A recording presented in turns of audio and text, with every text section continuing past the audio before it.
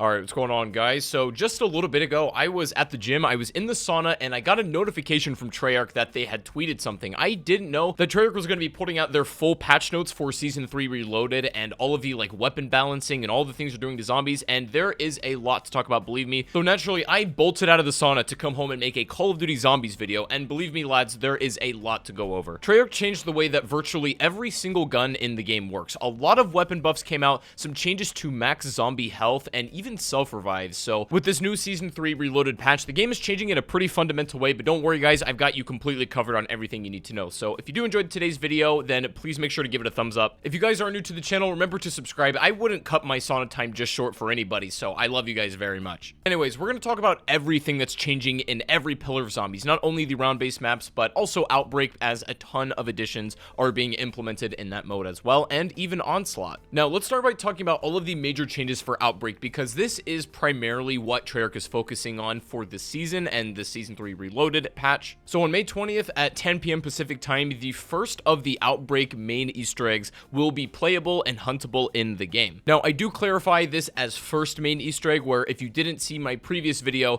Treyarch is going to be implementing 2 main Easter eggs to Outbreak, and the next is presumably going to be coming at the beginning of Season 4. So this will tide us over for now, but Outbreak is definitely going to be getting 2 main quests. Another addition, obviously, is the Orda World Encounter event, and again, this was something we spoke about briefly in the previous video, but Treyarch did give us a little bit more details on how this works. Essentially, every so often, you can stumble upon an Orda encounter, which are incredibly dangerous, and they are a big challenge, but they will give you incredible rewards for defeating them. We're not sure exactly how you spawn these, whether they appear during an objective that you're doing, or whether you're just roaming the world and an Orda can pop up, but either way, I would say that these are probably going to be one of the most surefire methods of getting wonder weapons and just, overall really good loot, whether that be armor or something else. And if you watched one of my previous videos on the top 15 best pack-a-punch weapons, you'll know that the ballistic knife and also the R1 Shadow Hunter are absolutely cracked at taking down Ordas, so it actually might be worth carrying some of these around as a secondary, or at least having at least one teammate with a ballistic knife or a R1 Shadow Hunter for when you do run into these Ordas. From what it sounds like, you don't necessarily have to take these Ordas down, however, it will give you unbelievable rewards for doing so, and it seems like you're highly incentivized to go about it. Now, the mechanic that I was really unsure about in our last video, which was fishing, has had its details a little bit extrapolated on as well. So in some areas of the maps that have water in them, you can find fishing poles around those areas, and you can,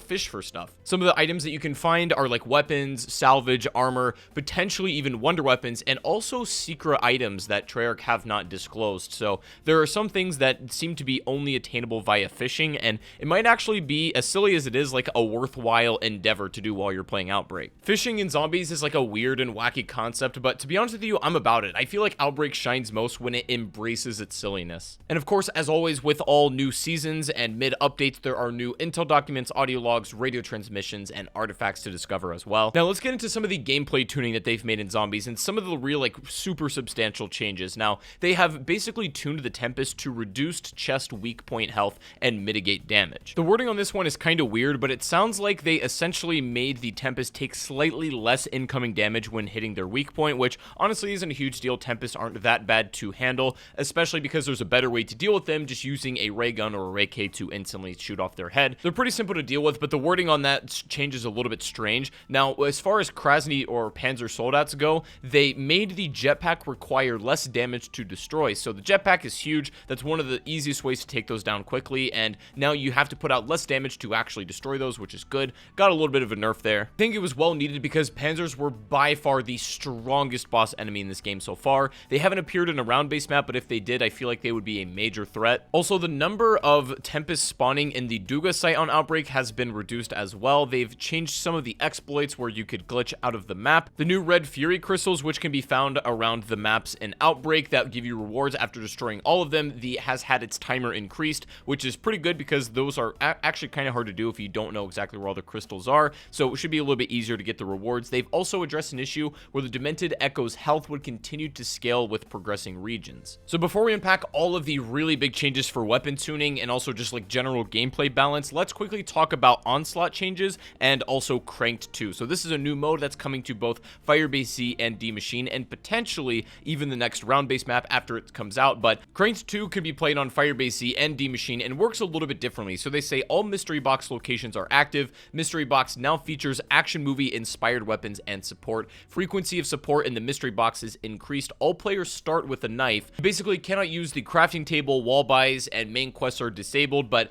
all mystery box locations are there for you as well, and there's like different rarities for getting stuff, so it's supposed to be like a pretty fun, like just very quick gameplay loop, and I'm not really sure how it's going to play. The original Cranked was pretty good after they got rid of Plague Hounds. Now we're going to have to wait and see if this mode plays any better. Personally, I would still like to see the main quest active in these modes, but I understand, of course, why they're not. Changes have been made to overall game progression as well, so they say completing a main quest will now reward players with bonus Ethereum crystals equivalent to that of the last available exfil. So in other words, if you complete a main Easter egg, say on round 30, you'll get an extra Ethereum crystal for what you would have earned if you had exfilled on round 30. Now as far as Onslaught goes, we have some changes with that. Standoff is now being added to the map rotation alongside new intel. Crossroads has been added back to the rotation, which I actually didn't know Crossroads got removed. Onslaught is also getting a new mode called Mystery Munitions, which you basically start with a random weapon, and with every new round, your weapon is replaced with another random weapon that will scale up with the difficulty, and access to ammo mods and pack-a-punch upgrades to keep growing in power as the difficulty increases. That sounds a lot like it could be like Zombies gun game, and if executed well, that could be a really fun mode, so we'll have to wait and see on that. Now, it's time to get into the most important stuff in this update, and this is basically the bread and butter changes of the fundamental gameplay of Zombies. Now, first off, maximum health caps for almost all enemy types have been raised to provide more of a challenge above round 40. They've also closed an exploit which basically allowed players to become invincible after using jump pads in Tombstone Shadow form. Field upgrades will now be used more quickly instead of having to wait for the wand animation. You know, like when you use a specialist ability and your character does that little like device pullout and it takes a second before it really activates, it's now going to be instantaneous, almost like Gobblegum was back in Black Ops 3. This is the list of all of the new weapons being added to the mystery box globally, so that includes D-Machine and Firebase. When it comes to support streaks, and yes, this includes things like self-revives, they have doubled the ammo capacity of the combat bow, and self-revives now cost 50 increased high-grade salvage every time it is crafted. So pretty much you can think of this like the scaling armor system from World War II, where every time you had to buy new armor, the price would scale up, and this time, every time you craft a new one, it jumps up by 50, which honestly isn't that much, especially when you get into really high rounds and you have thousands and thousands of high-grade salvage. And I really want to take a moment to commend Treyarch on this change, because this is probably like the best compromise of the two sides that argued about this situation. There was the people that were like, you know, we should cap the amount of self-revives you can make in a game, maybe hard cap it at 4 because it makes high rounds a little bit more impressive that way, and the threat of failure in Zombies is actually a lot of what makes it fun, which I, you know, partly agree with. And then there's also the other side that's like, sure, there are some people that are just casual zombie players and don't have the time or effort to, you know, put into really, really high rounds, and, you know, they want to like to have a more welcoming experience, which I actually think is also healthy for getting new players involved in Zombies. And I think this is probably the best compromise that we can have at the moment, so I think this is a really good change. This will take place not only in Outbreak, but all of the round-based maps as well, just globally for Zombies. It'll make some of like the corny, like high round strategies maybe not as viable. Nothing as far as like the bread and butter of Cold War Zombies is going to change. It's going to be made a little bit harder, which is something a lot of people have wanted actually. Now, let's talk about some zombie-specific weapon tuning. In Season 3 Reloaded, there's already 2 weapon tuning changes made, some globally and some specifically for zombies, but today we're only going to cover the zombies one, as that's what's relevant here. So they say, we've increased the power of most weapons through higher critical damage multipliers, generally from 2.8x up to 4.5x, to make killing zombies feel even more satisfying by rewarding players with skillful shooting.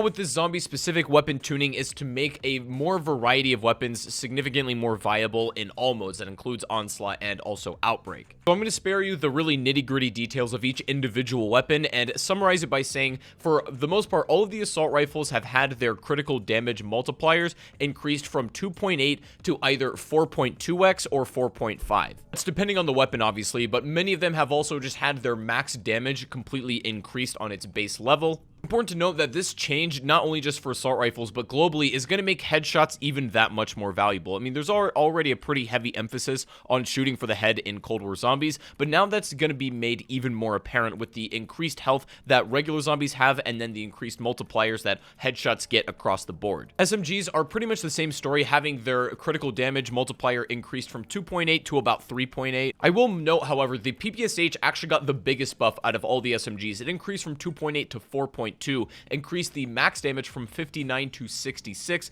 increased the ammo capacity and the stock ammo as well. So the PPSH going to be a lot better than it was at launch. For all the attack rifles, they've also had their critical damage increase from 2.5 to 4.2. That goes for every single one of them. Going to make things like the M16, the Carve 2, and the AUG a lot more powerful, even than they already are. They're already really good in zombies, and they're going to be even better. LMGs, essentially the same thing, being increased from 2.5 to 4.0. That's a significant buff for this weapon class that's already pretty strong in Cold War Zombies. The sniper class is a little more nuanced, and each individual weapon's kind of getting buffed or nerfed differently. The Tundra's gotten a little bit of a nerf, whereas something like the Pellington is getting buffed. If you want to read exactly how the snipers are changing, I'm going to leave this linked in the description. It's a little bit too nuanced to go over everything in this video. Same thing with pistols, generally being increased from about 3.5 to 4.5 roughly. Now, originally, when this patch was announced, I thought that the weapon tuning was going to basically buff everything else in the game while nerfing shotguns, which are pretty much clearly the best guns in the game. But as it turns out, I was wrong about that. They actually buffed the shotgun. So the Howler has had added mid-range damage of 56. They've increased the minimum damage it puts out from 42 to 48. They have, however, decreased the stock ammo of this weapon, and even the Pack-a-Punch version, the ammo's been a little bit decreased, but the general base power of this has been increased, as well as the Gallo. It's had its max multi-shot base damage increased from 40 to 45. They have slightly decreased the ammo capacity in it, and poor Street Sweeper cannot catch a break, did not get any damage buffs whatsoever, but had its stock ammo increased a little bit, and same thing with all the launchers as well. The ray gun has been both buffed and nerfed all at the same time, so the base ray gun, the unupgraded version of it, has had decreased stock ammo from 80 to 60. However, the Porter X2 ray gun, which is the Pack-a-Punch edition, has had its ammo increased from 20 to 30. They increased the stock ammo from 80 to 90, and they slightly decreased the minimum radius damage from 800 to 700. So the ray gun got both a buff and a nerf all at the same time, and I'm sure this isn't going to change too much. It's still going to be probably one of the most dominant weapons in the game. If you do want to read more details on the sniper rifle changes and things like bug patches, which there's a lot of them, then make sure to check out the link in the description. I'll have that down there. But if you guys enjoyed today's video, then make sure to give it a thumbs up. Subscribe if you're new to the channel, of course, don't forget to do that. And I am going to be streaming Outbreak, the first in the world Easter egg hunt, over on my Twitch channel. You can come join us as we try to be first in the world to solve the main Outbreak Easter egg. And of course, I'm going to have a guide for you guys exactly on how to do it when it does get solved. So make sure to stick around on the channel for that. But anyways, hope you guys have a great rest of your day, and I'll see you all on the next stream or the next video. Have a good one. I gotta go, and peace out.